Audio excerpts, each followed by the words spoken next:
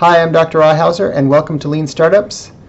Today I'm going to try to introduce the course and make sure that this is the right course for you. So whenever I start a class, I always say this is like an awkward first date. I want to make sure that you're in the right course. Most of my students, this counts as an elective, so you can choose something else that you might want to take. And this is kind of a different type of course, so you might find a better fit somewhere else. The first thing is that I don't use a textbook, so I'll have some readings that will be available online and videos from Steve Blank. He has an online course that I'll link to in the course page. But you don't have a textbook, and the material that I provide are basically your textbook, so you're saving money that way. You'll need to look at the syllabus to look at the course objectives. Basically, you're trying to learn how to test a business idea. One of the objectives of the course is to get to know other people, so I have an introduction to myself in another video on this page. You're going to introduce yourself through a video, so have some fun with that. This isn't a business plan class, because the focus is actually doing. And the process is called the Lean Startup process.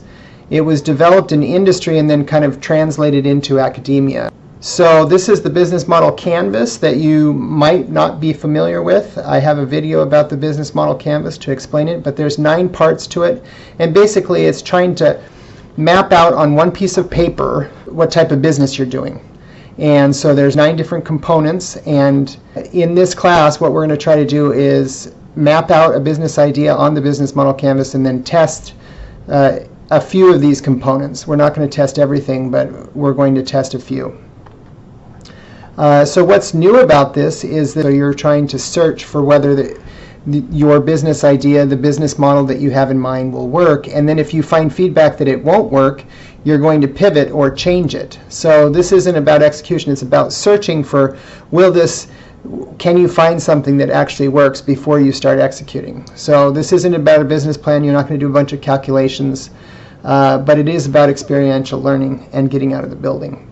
Due to COVID, sometimes you may not be able to fully do some of the things in class, so I do have some alternatives based on those limitations. So you will have to learn. You'll have a project. You can have a team of up to 3, or you can do it on your own if you want. It's probably better with a group unless you have something very specific that you want to do. So the goal is to try to do so that you can learn. Make mistakes and you get a grade because you're just trying to do something. I really care about effort. I go to some length to try to determine how much effort you've actually put in. Please do not report effort that you didn't do. That defeats my spirit to see people trying to claim that they did something they didn't do. So I've tried to put in some safeguards to document how much you do in this course. If you're really not entrepreneurial and you don't have a business idea that you're really excited about, with this COVID alternative, you have a really good option. During this time where we're limited due to COVID, I want to encourage every student to do the alternative, which is based on blockchain technology. If you're really interested in a business idea, I want you to be able to test it in this class.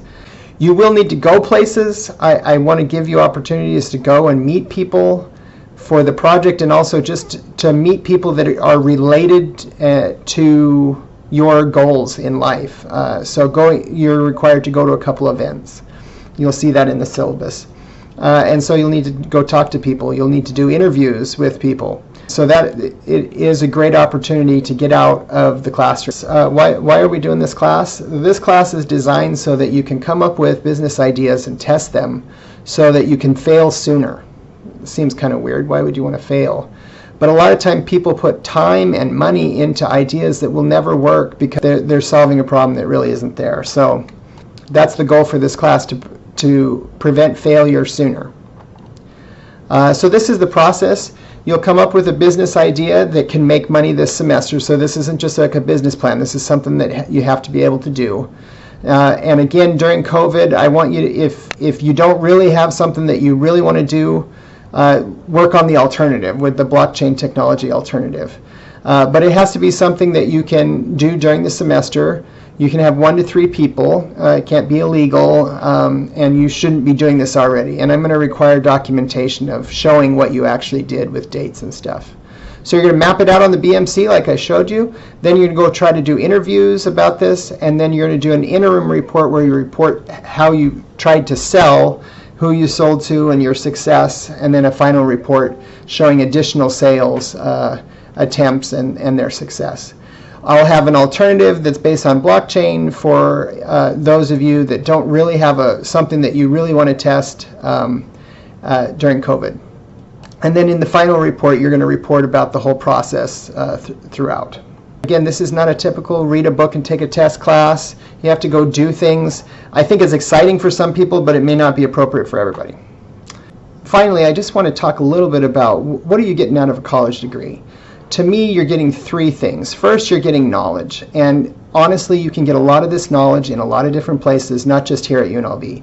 So I list some ideas there. There's all kinds of podcasts and YouTube channels about entrepreneurship that provide excellent resources. And we're going to link to some of them, and so that you can continue to learn after your degree is done, which I really encourage you to do.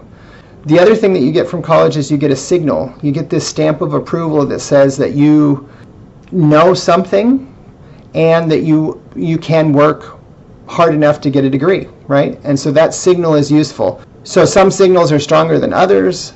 Like if you have a degree from Harvard, that sends a really strong signal. If you have a degree from some unknown school, it's not as strong of a signal. So when people look at it on your resume, that doesn't communicate as much.